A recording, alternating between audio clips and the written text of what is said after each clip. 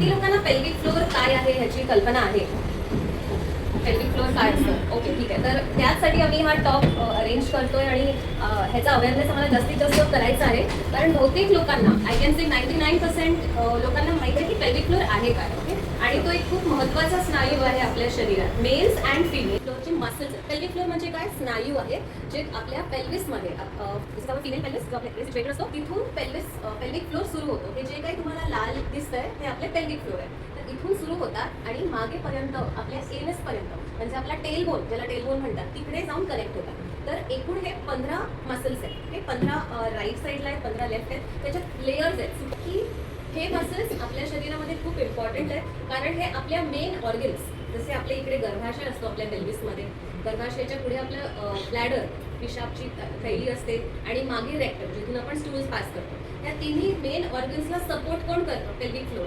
नाहीतर इझिली ते बाहेर निघू शकतात जर त्यांना चांगला सपोर्ट नसेल. त्याला चांगलापणे सपोर्ट जो देतो तो आपला पेल्विक फ्लोर असतो. That's not your vagina becoming loose, that is the muscles जे लूज झाले, ज्याच्यामुळे ते. आणि त्याच्यामध्ये आजकाल आपण टॅम्पॉन्स वापरतो. खूप लोक टॅम्पॉन्स वापरतात पिरियड्समध्ये.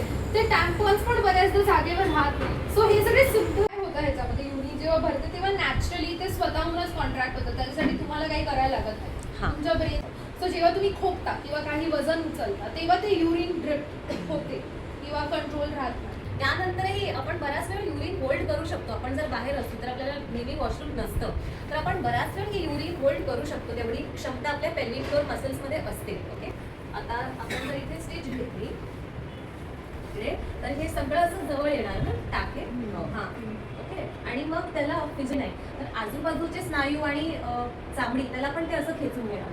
ओके, आणि ते कायमस्वरूपी मग कसं राहू शकतं, त्याचं परत नॉर्मल फंक्शनिंग होत नाही. म्हणून फिजिओथेरपीमध्ये आम्ही स्कार मोबिलायझेशन करतो. स्टिचेस जिकडे असतात त्या आम्ही तिकडे पण व्यायाम देतो किंवा रिलीज देतो. तर हे जर नाही झालं तर कधी कधी तुमचे स्टिचेस असं आजूबाजूच्या एरियाला पण खेचून घेणार आणि त्याला मग किलॉइड स्कार्स होतात. मग कायमस्वरूपी त्या मसलमध्ये. तर एंडोमेट्रियोसिसमध्ये काय होतं, हे जे रक्त इथून खाली यायला पाहिजे ते इतर कुठेतरी जातं. फॅलोपियन ट्यूब्सवर जातं, ओव्हरीजवर जातं, कधी कधी आपल्या ब्लॅडर, रेक्टम, आपले इंटेस्टाईन्सवर पण जाऊन ते रक्त तिकडे साठतं. मग तिकडे साठल्याने परत ॲडिशन. ओके, इकडच्या मसलला काय होते तुम्ही थोडं नोटीस करा आणि मला सांगा. ओके, श्वास घेताना काय होतं? पोट वर येत आहे आपलं, आणि इकडे एक आपला मसल असतो असा, तो खाली जातो. ठीक आहे, कारण आपले लंग्स मोठे होतात, तर लंग्स मध्ये एअर फिल होतं. इकडची जागा भरण्यासाठी, जागा वाढवायला हा मसल खाली जातो. ओके, तर तिकडे काका काहीतरी म्हणतात काय? Okay, not bad. पण बरं, सगळेजण सांगा तुम्हाला काय अनुभव आहे. वर जाणार, परत इकडे वर गेल्यावर आता हे जर असं राहिलं then it's just too much space, right? Now that is going to again not support your organ. काय म्हणतो त्याला? दातोड खाणं. हां, हे नका करू, हे करा साईडला. दातोड खा. going to cause pressure, तुम्हाला फील होईल.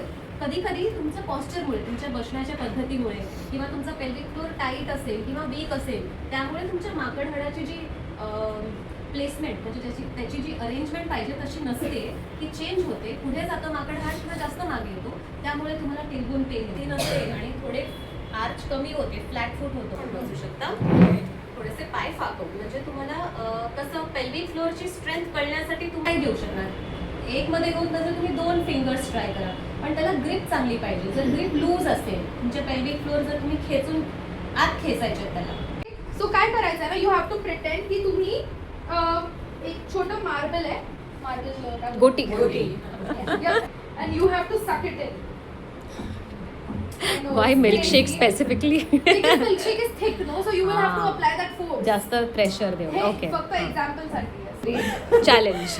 थोडंसं तुम्हाला कॉन्ट्रॅक्शन ते होल्ड करायचं. ब्रीथ आउट, आउटच्या वेळेला contract. So breathe in, breathe out and contract. Full खेचा. बसतच नाही तर ह्याने तुमचं पेल्विक फ्लोर पूर्ण रिलॅक्स होऊ शकत नाही. युरिन पण अर्धवट पास होते. तुमचा पेल्विक फ्लोर रिलॅक्स पाहिजे. सो तुम्ही असा एक स्टूल घेऊ शकता आणि असं ठेवू शकता. सो हे ऑलमोस्ट तुमचं इंडियन टॉयलेट सेटिंग सारखं झालं. ओके,